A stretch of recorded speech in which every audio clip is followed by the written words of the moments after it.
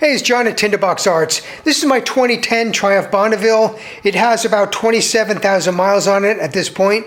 And today I'm going to be replacing the clutch cable.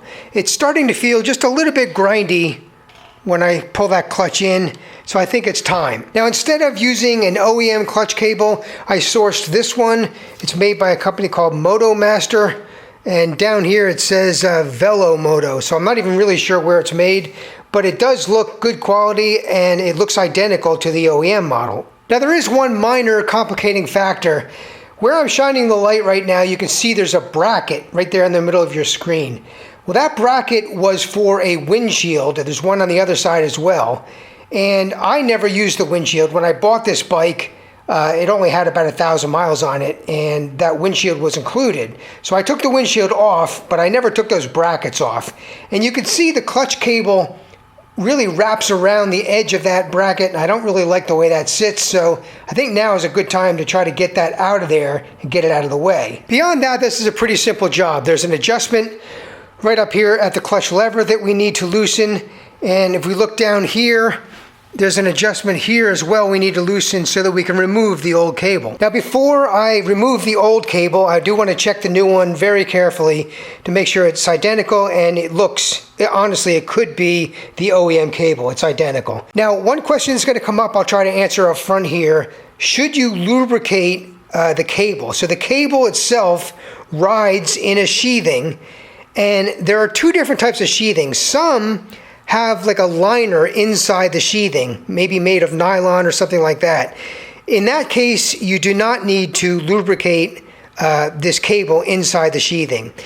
Other types do not have that, and there is a plastic or rubber sheathing here, but the cable is basically loose inside there. And in those cases, this would benefit from lubrication. All right, it took me a couple of minutes there playing around. That's the bracket that I'm talking about. It just had a single bolt there and just a little bit of a pain to get it out. But with that removed, because I really don't need it, I'm not using the windshield, now there's a lot more play in that cable, which I like better. So I'm glad I did that. There's one on the other side I'll remove as well. All right, with that bracket out of the way, and before I remove the old cable, I want to take a look at the free play.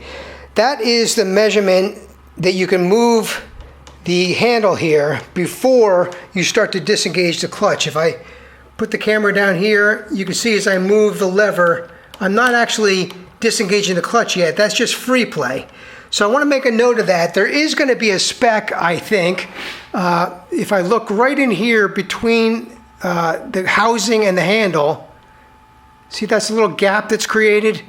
So there is going to be a spec for what that gap is. I can look that up later, but I just want to make note now, before I take anything apart, where I have the free play. Now, up top here is a little thumb wheel with an adjustment, which I'm just going to loosen by hand. It's meant to do that, to give ourselves some slack. And down at the bottom here, there's a lock nut here and one here, which I need to get a wrench to loosen. And these nuts look like a 12 millimeter. And once I loosen them up, I can get the rest by hand. There's a little rubber boot right here. I'm going to move that out the way.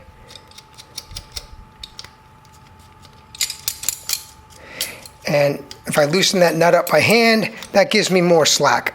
Once I have a little bit of slack, then I can kind of push this way.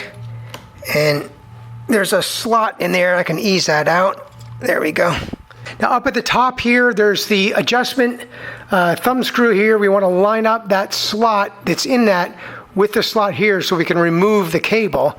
And we just got to get a little bit of slack in there. And this cable, I don't know if I can do this and have the camera in front of me, kind of a little bit of a pain. There we go. And then that just slides out like that. Now, back on the bottom here, we want to remove the cable assembly from this bracket here. So there is a rubber boot which is going to be in the way. Let's see if I can get that off. Just pop that off like that. And then there's a nut right here. I got to get that slid off and out of the way. And now the whole thing can slide out like that. Over here on the frame rail, there are some plastic clips, and you can probably, I think I'll be able to just slide this out Yeah, it looks like I can. Now with the old cable out, I can by hand kind of feel, and it's not terrible, but it is a little grindy. And of course I'll use this opportunity to spray inside the lever here and get out a bunch of dirt and filth that doesn't belong there. Okay, I've run the cable down in through those clips. Up top here, I'm going to take this and go into the little holding slot like that, start like that, and then just move it into the slot where it needs to be.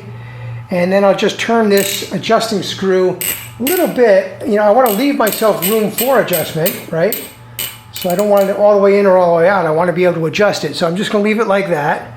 And then we'll take that metal ferrule and put it in like that. And that leaves me set up here to allow further adjustment later if I need it. And now at the bottom here, I already have this nut on. And I need to slide this one on before I forget, because that's going to be locking our adjustment in place. And then let's not forget this rubber boot, which is, I'm not going to lie, a little bit of a pain to get on. It's very fiddly. Okay, there it is. That boot goes onto that area right there. And then I'm just going to manually bring this over so I can get... Okay, we got that situated. Now I just need to make my adjustment here. So I'm just going to get it, kind of eyeball it near where I think I need to be. And then I want to take another look up top and see where I am as far as free play. All right, I did look up the free play adjustment, and what they want to see is 2 to 3 millimeter space when I pull that handle in between the housing and that little end of the handle there. It's kind of hard to see this with the camera in my way, but that looks about 3.5 actually. All right, I've got the free play where I want it, and it turned out to be, for me, about 3.5 millimeter. Now, let me just get this tight, make sure I don't screw that up and forget. Now, why is free play so important? 2 reasons really. One, you need a little bit of free play because as you're riding along, you may be resting your hand on the lever itself, on the clutch lever. And if you were doing that with no free play, then you might be actually dragging the clutch a little bit. In other words, just starting to disengage it, and that would cause undue wear. So you don't want that. You need a little bit of free play to avoid that. On the other hand, if you have too much free play, when you pull that clutch all the way in, you may not be disengaging the clutch back completely. In other words, if you have too much free play, that free play, when you start to pull the lever in, is taken up, and then after that, you're actually disengaging the clutch pack. So if you have too much free play, you may not be disengaging the clutch pack enough, and again, you'll have excess drag, and you'll be causing undue wear. So where you have this free play does matter. It's not just the feel of the lever, it's important as far as the function of the clutch. All right, so that's it all buttoned up. I have some extra room here, so if I'm riding down the road in the next couple rides and I feel that the clutch free play is getting too great, I can make an adjustment. Now, having removed that bracket for the windshield, I do feel there's more play in here, which I like. I may take the extra step here, I think I will, of installing some zip ties up in there just to give it a little extra support. And I'll leave them loose, but I would like a little bit extra support. But that's a pretty easy job there. It does feel smoother now. That grindiness is gone. When I pull on this clutch now, yeah, that's much smoother. So that was definitely due to be changed, and it's not a difficult job. It's not even an expensive job, so something you should do, or at least look at from time to time.